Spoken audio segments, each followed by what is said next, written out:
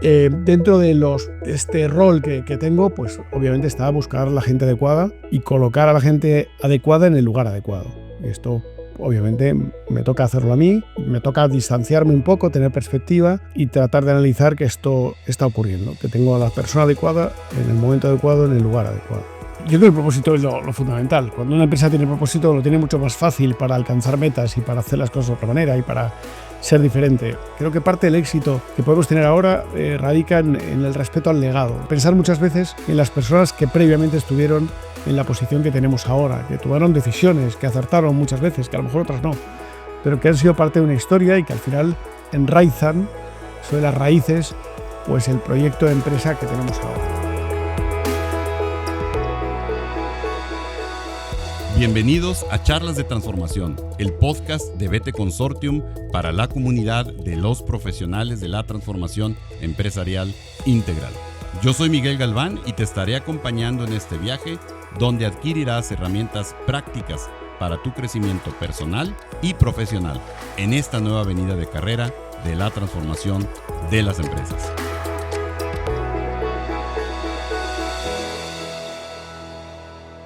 ¿Cómo están? Bienvenidos a un episodio más de Charlas de Transformación. Estoy muy contento de estar nuevamente con ustedes grabando esta serie de conversaciones en el podcast de Charlas de Transformación que cada vez nos dan más y mejores satisfacciones porque nos comentan todos ustedes lo que les aportan estas charlas de transformación y cada vez pues tenemos invitados de muy diferentes perspectivas de la participación en el reto de evolucionar y de generar la capacidad de transformar la empresa. Y hoy no es la excepción, como siempre les voy a decir, estoy muy contento y que es un episodio muy especial porque tenemos de invitado a alguien que yo personalmente admiro porque vi su trabajo en vivo, me ilusioné porque es una industria que me gusta mucho, pero porque lo escuché en vivo y lo vi presencialmente el resultado de la transformación que ha liderado muy exitosamente Javier Sendoya, el director general de Edelvives, una empresa editorial que nos podrá él ahorita ampliar un poquito la descripción o la definición, una empresa editorial líder en España, particularmente en Zaragoza, España. Javier, muchísimas gracias. Bienvenido a esta que, como tú sabes y te lo he reiterado, es tu casa, BT Consortium y este podcast Charlas de Transformación. Pues muchas gracias, Miguel. Estoy entusiasmado de estar contigo, de poder charlar, de hablar. Me encantó conocerte acá en España cuando estuvisteis hace poquito. Y bueno, voy a hacer algo que es lo que más me puede gustar, que es hablar de Edelvives, hablar de lo que hemos vivido, compartir experiencias, esperar, ojalá, que lo que podamos hablar y comentar inspire a personas, ayude en lo que sea posible con toda la humildad del mundo, pero genere algún recuerdo y sea productivo y sea positivo para muchas personas. Gracias. Estoy segurísimo que así será, Javier. Así lo fue para Margarita y para mí que te visitamos y te acompañamos allá. Yo le decía a Margarita que yo me sentía como niño en juguetería cuando estábamos ahí en la editorial, en la fábrica, etcétera. Y sobre todo cuando entramos y vimos ese lugar tan especial por donde empezó el recorrido, que es ese museo que ahorita nos lo platicarás, que narra esa historia de tan inspiradora y tan exitosa de la editorial Edelvives y de todo el equipo que ha liderado esa transformación. Javier, y si te parece bien, me gustaría que pudiéramos comenzar por ahí, que nos presentes a Edelvives y que nos presentes y nos compartas a esta comunidad esa historia de transformación y evolución de esa obra que es Edelvives, ¿no? Bueno, Edelvives nació en el siglo XIX, esto ya son palabras mayores, hace ya 136 años. Nació obra de los hermanos maristas, una institución religiosa muy asentada en España y también en Latinoamérica. En muchos países de Latinoamérica hay colegios de la institución marista y en el carisma de Champañá, el fundador, está no solo el hecho de fundar colegios, sino de crear materiales para posibilitar el aprendizaje a través de ellos. Y ahí nació Edelvives con un primer nombre que fue FTD, por situaciones históricas, en algún caso tremendas, que tuvo que vivir la editorial, la propia historia de España, pues hubo cambios de nombre, hubo cambios de ubicación y al final en 1941 Edelvives llega a Zaragoza.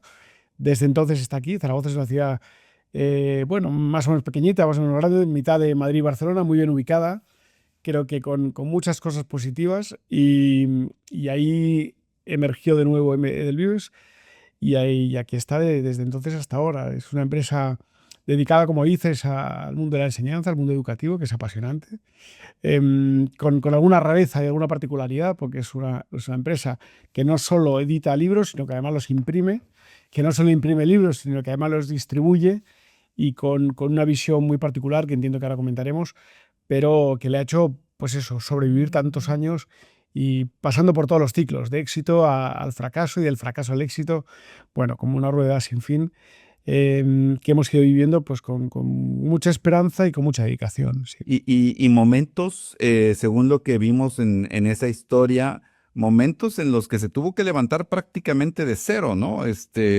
Recuerdo, si mal no recuerdo, hubo inclusive un incendio en una de las editoriales, se reconstruyó de cero todo esto.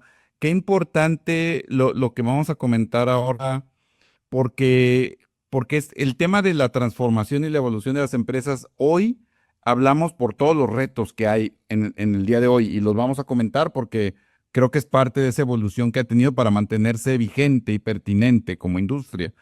Pero también son palabras mayores lo que dices tú, estar 136 años existiendo como empresa, como organización, en donde, como bien dices, pues ha tenido que reconstruirse de cero, es impresionante. Es una historia digna de contar. Y tú llevas en la dirección general ya algunos años, ¿no? Entonces, has vivido una gran parte, y me atrevería a decir que una parte importante de lo que es, de la transformación que representa hoy Edelvives, ¿no? Entonces, ¿cómo podrías brevemente describirnos y platicarnos un poco de esa transformación que te ha tocado a ti personalmente liderar, Javier? Pues yo llevo ya 24 años en Edelvives, que son palabras mayores. Sinceramente, cuando empecé a trabajar aquí, que era bastante joven y venía pues como éramos los jóvenes, ¿no? Con muchas ganas de comernos el mundo, yo pensé que sería difícil asentarme en lo que era esta empresa de aquel entonces. Nosotros presumimos mucho de lo que hacemos y de lo que somos, que eso es parte del éxito también, presumir de lo que uno hace y de los éxitos, por pequeños que puedan ser, pero presumir de ellos. Presumimos de una historia. Y creo que la historia que tiene Del Vivo es apasionante. Lo que estás diciendo de aquel incendio, pues fue efectivamente, nada más empezó la guerra civil en España, la editorial entonces estaba en un lugar que era Barcelona, que fue foco del conflicto, y al día siguiente de empezar la guerra civil, pues la editorial fue destruida completamente. Hubo un episodio muy triste con los maristas que ahí trabajaban y eso supuso la recreación de nuevo de la editorial en Zaragoza. Y de esa historia, tantas veces repetida, porque no ha sido la única vez, pues yo creo que hay un pozo interno de, por encima de todo, sobrevivir, pase lo que ocurra. Y ahí, porque hay un respeto al legado profundo. Ese lugar que has citado, que es un museo que nosotros cuidamos mucho y que creo que es una preciosidad, es una delicadeza. Una belleza, claro. Que tenemos aquí en Zaragoza, lo que pretende es poner en valor incluso la historia del Vives, una empresa con una trayectoria importante y con un legado profundo. Creo que parte del éxito que podemos tener ahora radica en el respeto al legado, en pensar muchas veces en las personas que previamente estuvieron en la posición que tenemos ahora, que tomaron decisiones, que acertaron muchas veces, que a lo mejor otras no, pero que han sido parte de una historia y que al final enraizan sobre las raíces pues el proyecto de empresa que tenemos ahora. Cuando llegué aquí en el 2001, efectivamente, era aquel momento de una Edelvives, no sé si hundida, pero profundamente tocada, donde otras grandes empresas multinacionales pues estaban acercándose al fenómeno editorial y de enseñanza aquí en España, y Edelvives pues atravesaba un momento muy complejo, donde incluso sus clientes más vinculados pues ponían en cuestión la aportación que hacía Edelvives en aquel momento. Había un reconocimiento a la historia, pero una falta de presencia importante en los colegios. Y entonces, esto era un gran problema. Había un problema de equipo, había un problema de proyecto, no había ningún tipo de estrategia, no había indicadores, o sea, no había equipo de capital humano, de recursos humanos. Había muchas carencias que dificultaban enormemente la viabilidad de la empresa. Y empezamos a hacer muchas cosas. Luego en la distancia, supongo que hablaremos luego de ello, pues fuimos acertando en decisiones, en algunas no, claro, pero en algunas especialmente importantes sí. Y bueno, pues a partir de ese año 2001, muy poquito a poco, fuimos construyendo un proyecto que se ha sentado y que hoy, como dices, es líder y es respetado en algún caso es admirado porque realmente es un proyecto bonito y exitoso. Claro. Y fíjate que sí, ahorita me gustaría profundizar en algunas de las diferentes avenidas y cómo se ha diversificado un poco el negocio porque es parte de la transformación. Pero déjame regresar antes de ello. Hablaste de tanto en tu tiempo que has estado en el Vives como en la historia de una palabra muy importante que es legado. Y sin lugar a dudas, sobre el legado, sobre el respeto a ese legado están sustentadas muchas cosas. Yo me atrevería a poner una palabra que inclusive conversamos, Javier, cuando te visitamos por allá en Zaragoza, que es la palabra propósito. La empresa, la obra, el grupo, el negocio, como le queramos llamar, tiene un propósito muy claro y que hoy inclusive le ha dado no solamente, creería yo, la, la fuerza para mantenerse en el negocio core, en el negocio central, pero también diversificar cosas que a lo mejor parecerían como que, ¿y qué están haciendo ustedes en ese negocio? Pero que tienen que ver con el propósito. Y estoy pensando en los arquitectos, por ejemplo, en el diseño de colegios. Ahorita nos podrás platicar y dar algunas dimensiones, números no financieros, sino de que nos ayuden a dimensionar el Vives. Pero antes, insisto, te pediría tu participación en dos temas. Uno, tema de propósito. A mí me parece que es fundamental y está muy presente y está presente en la historia que nos narras, pero está presente en lo que nos conversaste y en lo que yo personalmente pude sentir al estar recorriendo las oficinas, las instalaciones, escuchar a gente, etcétera. Y ahorita, y de segundo, que nos platicaras un poco de ese dimensionamiento de todo lo que hoy es el Vives, ¿no? Sí, yo creo que el propósito es lo fundamental. Cuando una empresa tiene propósito, lo tiene mucho más fácil para alcanzar metas y para hacer las cosas de otra manera y para ser diferente. En nuestro caso, el propósito estaba ya definido en los estatutos que hicieron en 1887, nada menos, 89, perdón, los maristas cuando crearon Del Vives en el siglo XIX, insisto. Y ahí hablaban de una necesidad de transformar la educación, de ser coherente con los principios cristianos, de trabajar en esa intención transformadora. Y a partir de ahí, con ese propósito, hemos ido añadiéndole visión para completar un poco la propuesta. Y ahí estamos tratando de ser una empresa que sea necesaria, que sea irreemplazable, ojalá. Una empresa que sonría, una empresa que contagie de alguna forma felicidad, que cuando vengan a visitarnos pues se vayan con una cierta conmoción en el alma de haber visto algo que merecía la pena. Ahí lo trabajamos mucho porque yo creo que esto hace que las empresas en su día a día hagan las cosas de forma diferente. Y este es el lujo de trabajar en Edelvives, de trabajar con esta vocación transformadora, de entender que nosotros estamos para ayudar a los profesores a educar a los niños del futuro, a educar a personas que sean respetuosas, que entiendan cómo funciona la sociedad, lo que necesitamos hoy.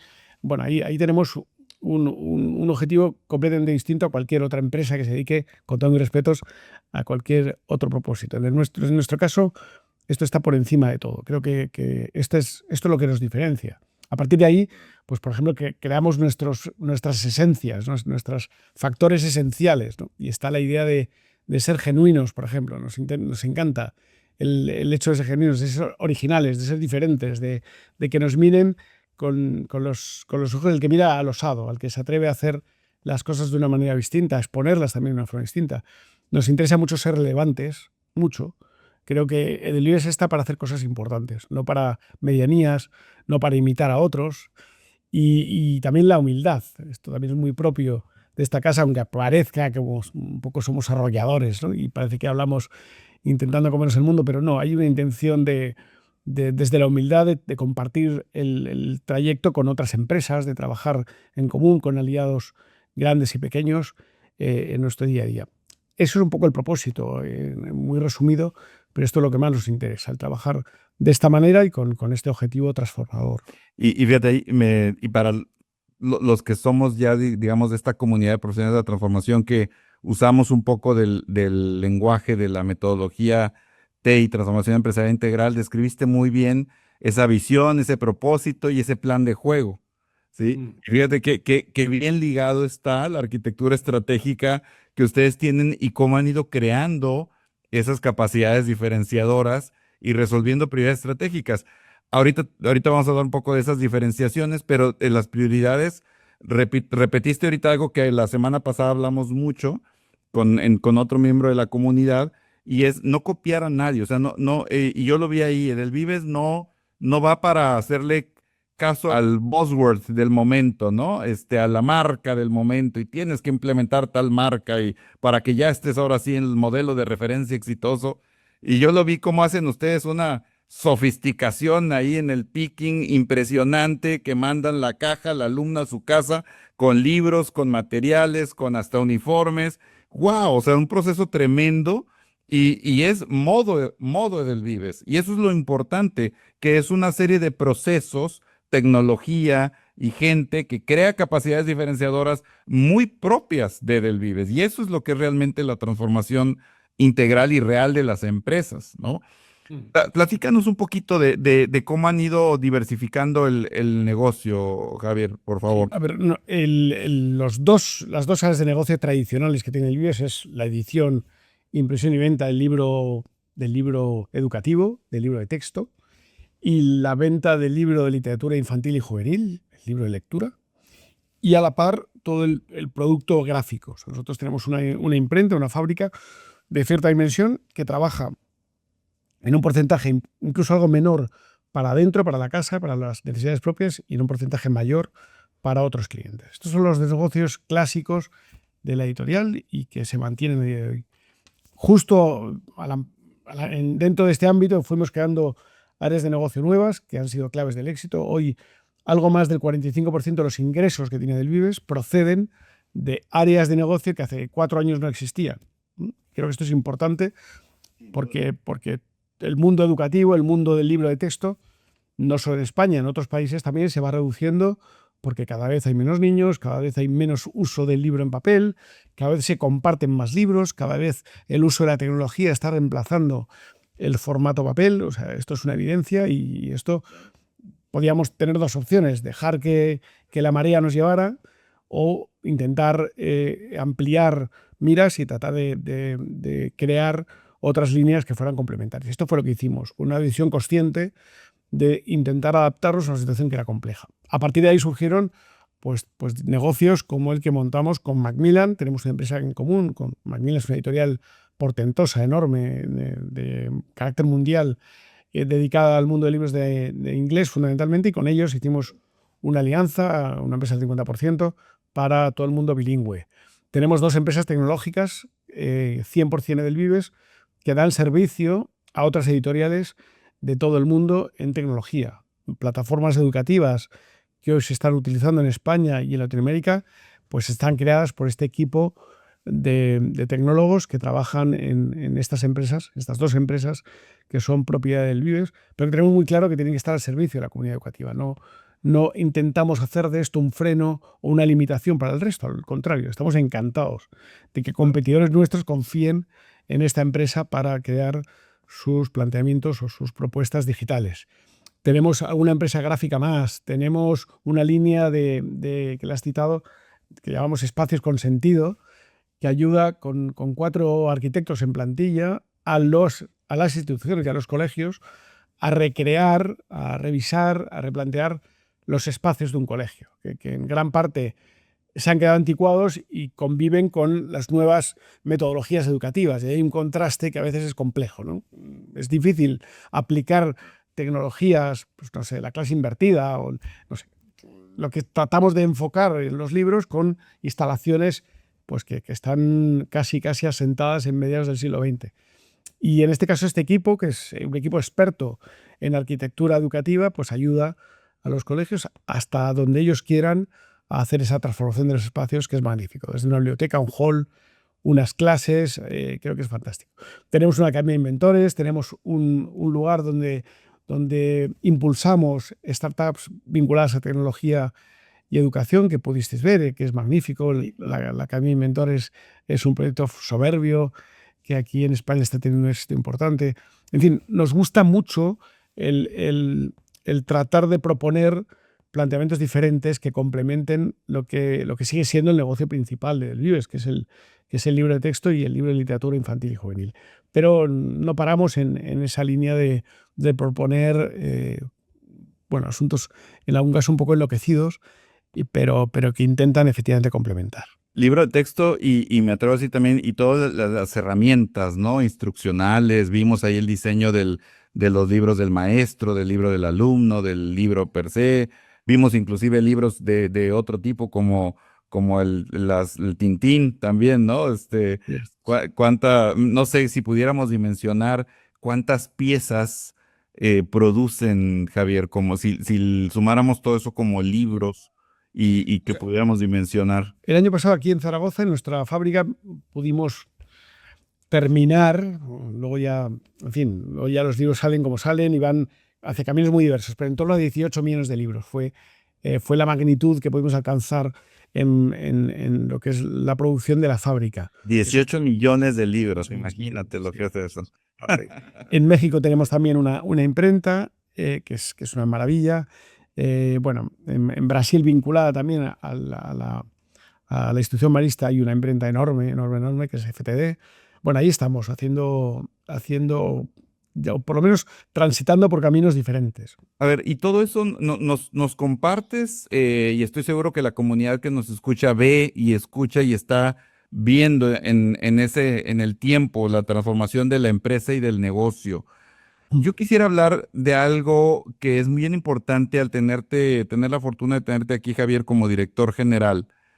Desde la perspectiva del director general, si tú nos pudieras compartir un par o tres de las grandes cosas, de los temas más importantes que tú consideras que has hecho o dejado de hacer para que esta transformación de Del Vives se haya venido dando como se ha venido dando y haya tenido el éxito. ¿Cuál es tu rol como director general? Dos o tres de las líneas que consideres como más relevantes. A ver, la primera, molestar lo justo. Yo entiendo que mi rol con mi equipo es propiciar un ambiente de trabajo que permita que los profesionales de cada área desarrollen su trabajo con mucha libertad y con un campo de acción suficiente. Y por tanto mi rol está en molestar lo mínimo posible y propiciar que las cosas puedan ocurrir. Yo no estoy aquí para motivar a nadie, mi trabajo no es motivar. Si acaso mi trabajo es entusiasmar, pero hay que venir motivado. A él se viene motivado de casa. Si alguien pretende que mi trabajo esté en motivar a cada persona, está equivocado. Mi trabajo es, como mucho, y trato de hacerlo, efectivamente entusiasmar, que es un punto más al equipo y que dé ese plus más allá de lo que se consideraría normal. Dentro de este rol que tengo, pues obviamente está buscar la gente adecuada y colocar a la gente adecuada en el lugar adecuado. Y esto obviamente me toca hacerlo a mí, y me toca distanciarme un poco, tener perspectiva y tratar de analizar que esto está ocurriendo, que tengo a la persona adecuada en el momento adecuado, en el lugar adecuado, que no siempre es así. Esto es lo más complejo. Yo presumo de tener un equipo formidable, pero muy difícil de dirigir, porque son formidables y porque sería más fácil dirigir un equipo mediocre. Es muy fácil dirigir un equipo mediocre. Es muy difícil dirigir un equipo sobresaliente, ¿no? Y ahí está la diferencia también. Yo prefiero rodearme de gente con enorme capacidad, reconociendo que cada uno en su ámbito es mucho mejor de lo que yo podría hacer en ese ámbito. Y esta es una regla de juego importante. Tener la gente adecuada, tratar de no molestar y obviamente hay asuntos que son indelegables. O sea, yo tengo claro que la visión de cada plan estratégico es mía y la tengo que dar yo y hay cosas que yo no puedo en ningún caso decir a alguien que piense por mí. Y tengo muy claro el rol que me toca hacer y que efectivamente no puedo delegar. Hay decisiones que son 100% mías y las tomo yo y asumo obviamente las consecuencias de lo que pueda ocurrir. Recordé el libro que nos mostraste de tu plan estratégico y se me olvidó pedirte una copia. Te lo iba a pedir, dije, yo quiero una copia de ese libro, está buenísimo. Imprescindible, sí, sí, sí. Y tocas un punto importante que es el equipo, y lo tocaste en los tres momentos, en el entusiasmo, en el liderazgo y en cómo los coordinas. Y típicamente, Javier, no me dejarás mentir, pero en las empresas escuchamos dos o tres temas, digamos, de los equipos que reportan la dirección general, de los comités directivos, que se repiten, y vamos a reconocerlo, que nosotros lo vemos en un promedio, como la mayoría del que suceden estas tres cosas. ¿Y a qué me refiero? Me refiero a un equipo directivo en muchas ocasiones muy tirado por la operación, o sea, realmente le pesa la operación del día a día, y a veces con pocos espacios para discutir temas o de estratégicos, o de transformación, o de gente, o de cultura, todo ese tipo de discusiones de empresa, vamos a decirlo así. La operación del día a día ocupa mucho espacio, pesa mucho. Ese es un punto. Otro punto, típicamente vemos los hilos, debemos de reconocerlo, en diferentes industrias, diferentes momentos de empresa. Cuando hay líderes fuertes, tienden a crear estos hilos y decir mi área, tu área, etcétera, ese tipo de cosas. Y tercero es el tema del comprometer a veces el mediano y largo por el corto, ¿no? Es decir, mediano y largo plazo por el corto plazo, es decir, oye, pues sí, con ese peso de operación y con ese ver el silo, etcétera, hoy tenemos que resolver, y bueno, a veces estamos comprometiendo consciente o inconscientemente el mañana, ¿no? Entonces, ese tipo de cosas, digamos que a la comunidad que nos escucha, Javier, en más de una ocasión podrán sentirse reflejados con que pudiera pasar alguna de ellas en su empresa. ¿Cómo lo has visto tú? ¿Cómo lo has tratado tú? ¿Cómo lo has gestionado con tu equipo? Todo lo que acabas de decir es el del Vives que yo conocí. Era justo así. Era una empresa con un pozo de tristeza enorme, donde cada dirección hacía bien su trabajo, pero con cero relaciones transversales hacia el resto de direcciones, donde no se trabajaba por un resultado final, se trabajaba por un resultado particular o parcial, donde todo era procedimiento, donde todo se justificaba, donde tampoco había grandes logros por conseguir porque ni siquiera estaban definidos. No había una exigencia porque no había un plan. Si tú no tienes unos objetivos definidos, es muy difícil que luego te puedan valorar si lo has hecho bien o mal, ¿no? Con lo cual, eso es lo que yo conocí. A partir de ahí, pues era relativamente sencillo tratar de hacer exactamente lo diferente. Justo era lo que yo no quería en el Vives, justo esto. Y mi pelea ha sido tratar de, sobre esa base que era insufrible y era inviable, pues construir otra empresa. Y esto es lo que hemos ido haciendo, pues con mucho trabajo y con algo de suerte también, que la suerte es importante tenerla de cara. Y ahora tengo un equipo que está muy involucrado, con un nivel de compromiso importante. Ellos saben cómo me manejo yo, ellos me conocen muy bien. Desde el principio he manejado unas reglas de juego muy sencillas. Yo tengo que conocer todo lo que ellos entiendan que es importante.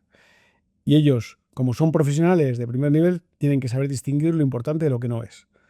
Y por tanto yo tengo que conocer solo lo importante, el resto no me interesa, solo lo importante. Eso es un juego, ¿eh? Difícil a veces, pero funciona. No soporto la toxicidad en mi trabajo, no soporto rodearme de gente tóxica. Necesito gente que me transmita y que me traslade a su equipo energía y ilusión. Es terrible trabajar y la tuve, ¿eh? Pero huyo de la toxicidad por encima de todo. Necesito gente que aporte. Y aquí el lema, que es muy duro, y lo conoce el 100% de mi equipo, el 100% de toda la gente que trabaja en el Vives, sabe que el plan estratégico que tenemos ahora, que es muy bonito en su definición y en el documento que conociste, el libro que citabas, pero se resume en un axioma, que es aporta o aparta. Punto final. Con lo cual, esto generó cierto conflicto cuando se citó, pero al final se ha entendido perfectamente, el aporta o aparta. O aportas o tendrás que apartarte, pero igual que cualquier empresa, las empresas o aportamos o seremos apartados, ¿no? Porque hay un nivel de competencia enorme. Luego adoro la precisión. Me cuesta mucho entender en una reunión que alguien hable de mucho, de bastante, de un poco, de sin más, de ya veremos. Yo necesito precisión. Necesito que el dato que manejemos sea cercano al decimal en su definición. Necesito trabajar en ese nivel de precisión máxima. No somos una empresa dada procedimental, no tenemos un manual de funciones, huimos mucho de los protocolos y demás, porque eso creo que genera freno. Siempre es bueno, no digo que sea un problema esto, pero internamente se nos ve como una empresa donde hay una libertad de acción muy grande frente a empresas más definidas en cuanto a procedimiento de arriba abajo. Bueno, también creo que dentro del esquema nuestro de trabajo el asunto del lenguaje es importante. Somos una empresa editorial y por tanto presumimos mucho de que es importante que los mensajes se entiendan. Yo creo que hay un problema cuando utilizas una forma de hablar, una forma de escribir o una forma de comunicarte especialmente abigarrada o especialmente compleja, ¿no? O casi ininteligible. Creo que es importante que los mensajes se entiendan y ahí trabajamos mucho en esto. Hay una obsesión por la marca, o sea, la marca va y del Vives por encima de todo. Creo que detrás de la reputación con la que trabaja una empresa, pues está el futuro. Si a tu marca no le das valor, es muy difícil que la gente, que las personas, que los usuarios, que los clientes, pues valoren lo que haces, ¿no? Creo que en la reputación está parte también del futuro en lo que hagamos.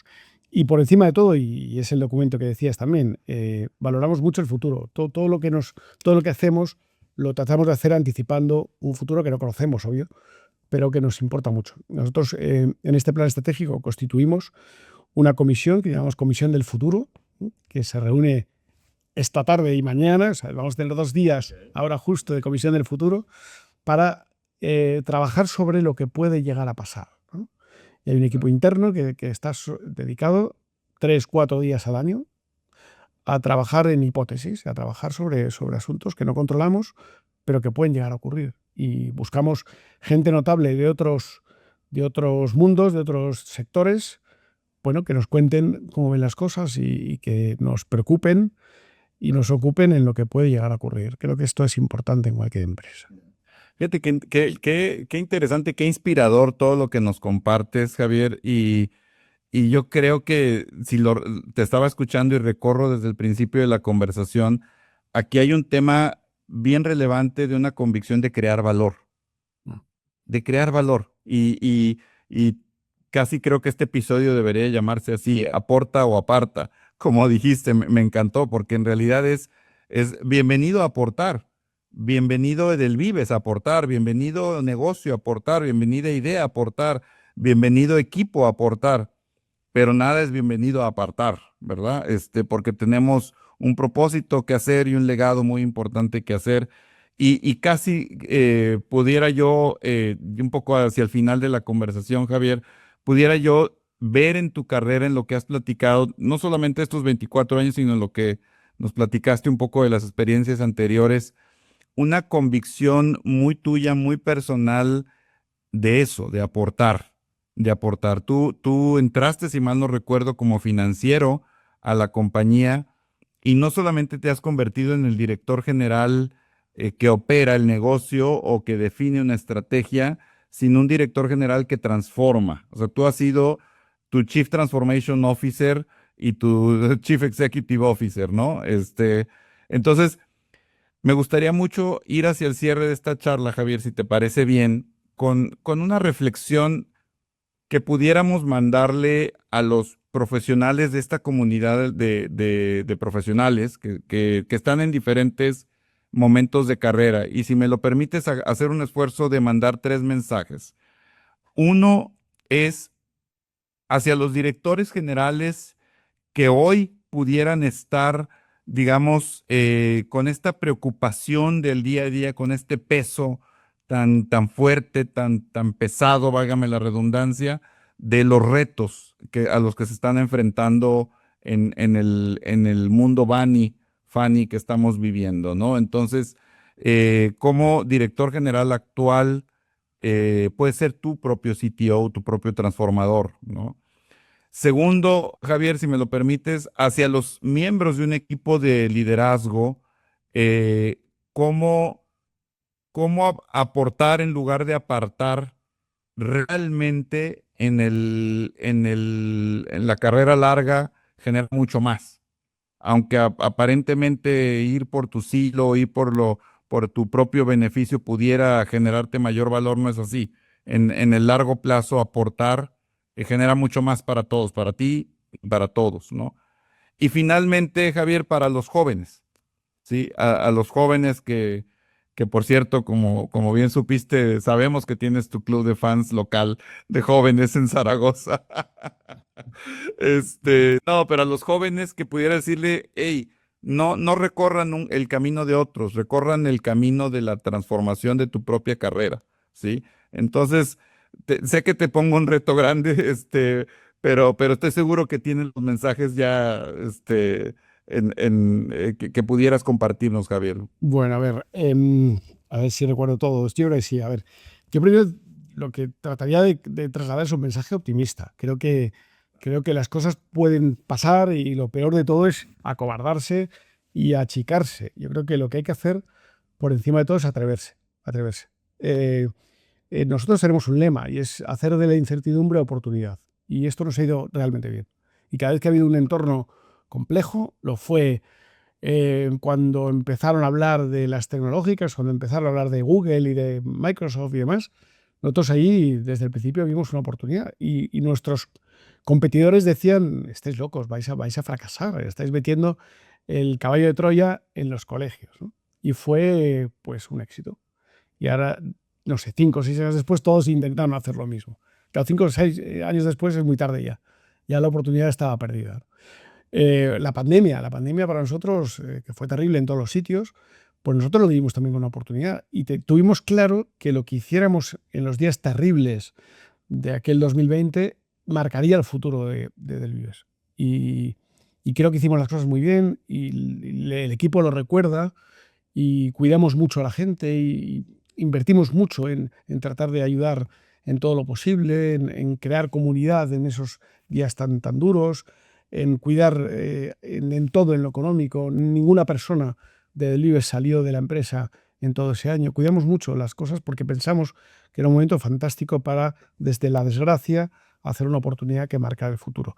Luego fue después la inteligencia artificial. También parece que el mundo se acaba y nosotros estamos adaptándonos y complementando nuestra forma de trabajar ya con herramientas de inteligencia artificial desde hace 2 años y con cierto éxito, porque creo que es importante atreverse y entender que la incertidumbre tiene este en vez de la oportunidad. Respecto a cómo aportar, bueno, y ahí lo tengo clarísimo, porque es lo que estamos tratando de hacer desde esa visión de hacer de Delvives una empresa imprescindible, que es mucho más que una empresa esencial. Yo creo que las empresas imprescindibles son aquellas que hacen algo que es inolvidable, algo que es memorable, algo que se acerca a alguien a verlos y dice, ostras, me ha impactado, me parece que estáis haciendo algo efectivamente diferente. Creo que las empresas que aportan hacen el trabajo que otros nunca harían y toman los riesgos que otros nunca tomarían. Y creo que toman la iniciativa y son empresas que lideran, que empujan hacia adelante, que toman la iniciativa. Creo que se trata de marcar la diferencia, ¿eh? Y ahí, pues yo tengo muy claro que el Edelweiss tiene el reto permanente de sobrepasar las expectativas. Ese es el reto. El reto es hacer algo más de lo que alguien, un cliente, un profesor, una familia, un alumno, esperaba. Y ahí es donde puedes de verdad tener un retorno que es necesario. Y luego hay un asunto que me parece importante, que es el de innovar. Pero para mí la innovación es una palabra desgastada, ¿no? que ha dejado de tener cierto sentido, ¿no? Todo el mundo, cuando te acercas a una empresa, nos gusta mucho la innovación. Bueno, si la innovación no tiene un sentido, creo que no va a ningún lado. Nosotros desde el primer minuto entendimos la innovación como una forma de salir del aturdimiento y de la mediocridad, de tratar de resolver los problemas con la innovación. Y este fue el éxito. Nosotros podíamos haber resuelto los problemas haciendo lo que otros hacían. Y decidimos resolver los problemas, que teníamos grandísimos problemas, con un punto adicional de innovación mezclada con pasión que fue exitoso. Yo creo que ahí es interesante. A mí me importa mucho el talento, atraer a gente joven al mundo del Vives. Cuando vinisteis pudisteis, espero, ver mucha gente joven aquí, mucha gente que trabaja en las distintas empresas del grupo, que trabajan en el mundo de las startups, pero al final es gente que comparte con nosotros el comedor o el gimnasio que tenemos aquí, o que están por los pasillos, que puedes conectar, tener una conversación tranquila con alguien que a lo mejor no conoces ni el nombre, y tomas un café y dices, ostras, qué tío más bueno, cómo me ha contado, cómo me encanta que esta gente esté con el equipo y esté compartiendo visiones, compartiendo preocupaciones. Bueno, este es el clima, ¿no? Y nos gusta mucho cuidar el talento. Creo que esta es parte esencial del trabajo que hacemos cada día. Y yo creo que los mensajes que nos das van muy bien a los diferentes segmentos de esta audiencia, de esta comunidad. Y yo quisiera cerrar, Javier, diciéndote algo. Yo creo que ustedes han logrado un éxito, y no me voy a referir a los números o a la participación de mercado o a todos esos números. Me voy a referir a lo que acabas de decir, de hacerse imprescindibles. Y yo te voy a decir qué es lo que yo pienso que es imprescindible hoy día. Es imprescindible que existan líderes que transmitan optimismo y que creen valor en los hechos. Y yo creo que eso es lo que acabamos de escuchar el día de hoy de Javier Sendoya y de la historia de Del Vives. Y para nosotros, Javier, es realmente un honor, un orgullo tenerte en esta comunidad. Y estoy seguro que esta charla va a aportar muchísimo a los diferentes miembros de la comunidad en diferentes países. Te agradezco, Javier, enormemente tu participación, y no sé, quisiera cerrar con algún breve mensaje. Bueno, de agradecimiento profundo que hayáis pensado en mí, a ti, Miguel, a tu equipo. Es un honor para mí también estar este rato con vosotros. Ojalá, efectivamente, aporte alguna idea y pueda venir bien para hacer pensar a los directivos de cuál es el propósito de su vida y de su trabajo y de lo que hacen y por qué lo hacen. Creo que esto es importante y yo creo que estamos aquí para aportar valor y para ser coherentes y para hacer las cosas bien. Y creo que eso efectivamente pues es el intento de cada día, con nuestros fracasos, que también existen, pero siempre espero por debajo de los pequeños éxitos diarios que buscamos. Yo tengo la suerte de trabajar en una empresa que tiene proyecto, que tiene historia, que tiene legado y que tiene equipo, y eso es en sí mismo es una fortuna inmensa. Y hacer todo eso con algo que a veces se nos olvida a muchos, que es hacerlo con una sonrisa, como dijiste al principio. Javier, muchísimas gracias, y gracias a todos por su atención y su escucha a este episodio tan especial de Charlas de Transformación con BT Consortium. Hasta la próxima. Hasta la próxima. Gracias, Miguel.